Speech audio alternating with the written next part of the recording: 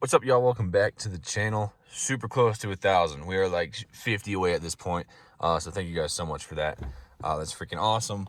So last video, I opened all the windows with my key fob, and I got a lot of questions on that. And I thought it was pretty popular, but I'm going to go over some tips and tricks that I've learned while having this 2021 Silverado.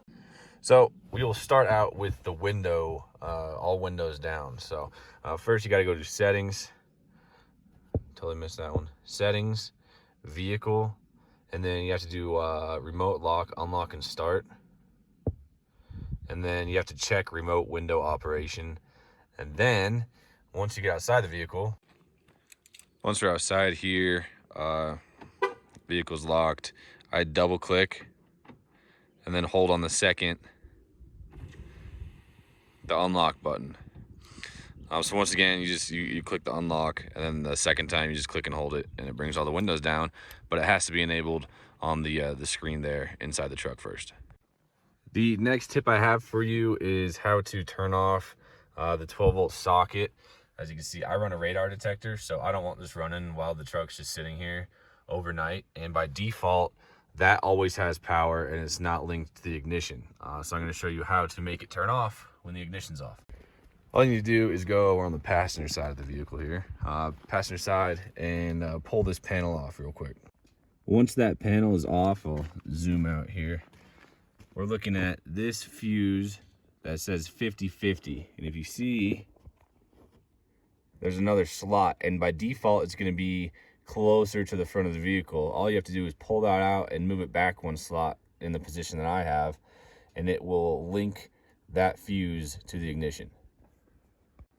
So once again, this one 50/50 is going to be in the next slot up right here. It's just going to be moved that one pin forward. All you pull it out, bring it back, and then this will not be active when there is no key in the vehicle. All right, next one I got for you. I've had a couple people say this, that when they get in the truck, every time it resets their audio settings. And the reason for this is you did not activate OnStar when you bought the truck. The dealership didn't tell you have to do that. So up there on the top, the OnStar button, you have to hit that, and then it takes the truck out of trial or demo mode. And it took me a couple calls to the dealership to finally figure that out. But you have to do that. You have to talk to them for like 5 minutes.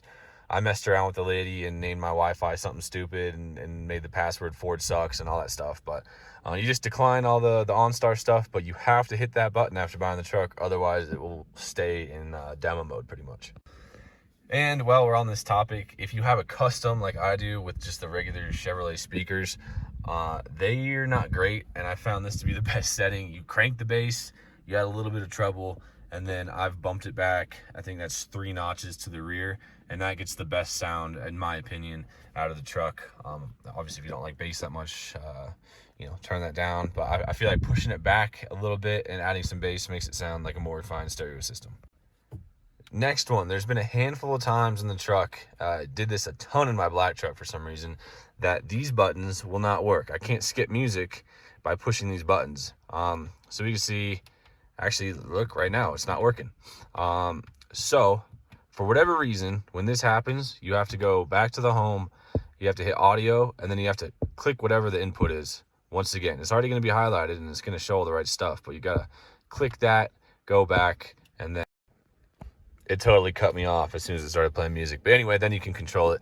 Obviously, that's for Apple CarPlay and iPhones. I haven't dealt with that with Android Auto because I don't use it. So yeah, that was a big one that I figured out in the black truck because it drove me crazy. Because even sometimes when you unplug the phone and replug it in, it ceases to exist. So that's a tip there. So those are the main things that I thought of. The radio resetting. This bug keeps attacking me and it's pissing me off. Get out of my truck, old son. Anyway, radio resetting with the windows, and then how to deactivate. Because you can see right now it's running. And then if I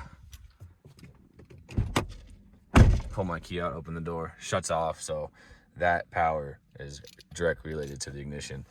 Yeah, but a couple other things that I have tips for. I swear, every time I go to record, this bug just flies right into my face. Freaking mosquito. A couple other things that I have tips for. When you're going down steep hills, I'll usually just put my truck in tow haul mode, and that way it just grade shifts even without a trailer. It grade shifts itself, so a little less wear on the brakes. That's one of them. And the last one I can think of, just as a bonus, maybe everybody knows this, but it took me way too long to figure this out. You know, every time you're going to do the windows and you want us to stop and they're auto windows and you can't figure it out, you just pull the trigger again. So if you pull it up and you want it to stop, and then same for down.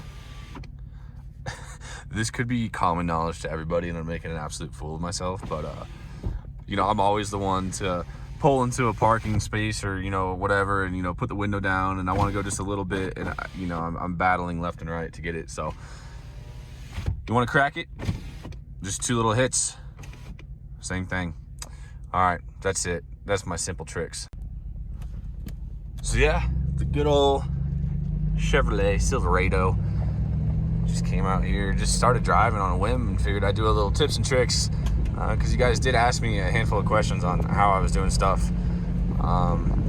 Those were like the 4 or 5 I wrote down. So I'm trying to think actively of anything else that I can give you info about on these Chevrolets. So yeah, that's that. A couple tips and tricks, I guess, just off the top of my head. If your truck comes with that fairing on the bottom, pull that off. Makes it look a lot better and a lot taller if that's the style you're going for. Don't wash it in circular motions.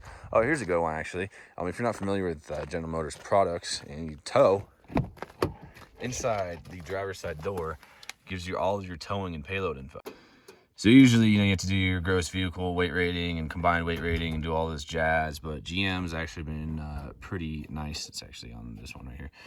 Pretty nice to us, and gives you a conventional trailer. Max is 9,400 pounds. Max tongue weight is 940, so that's how much you can put on a hitch. Gooseneck tow rating is 8,800, and tongue weight for a gooseneck is 1,320. So this doesn't even have a gooseneck in it, so I can tow 9,400 pounds, and my maximum payload is 1,781. All spelled out there real nice, and then the good old information about your truck is right here. So yeah, there she is. Beautiful old truck. Love her. Pulled the trailer down to the rodeo arena this morning, and it was prime. I was going to film it, but it was an empty 25-foot flatbed, so it was nothing special. But now I'll say it. There's some tips and tricks for a 2021 custom Trail Boss.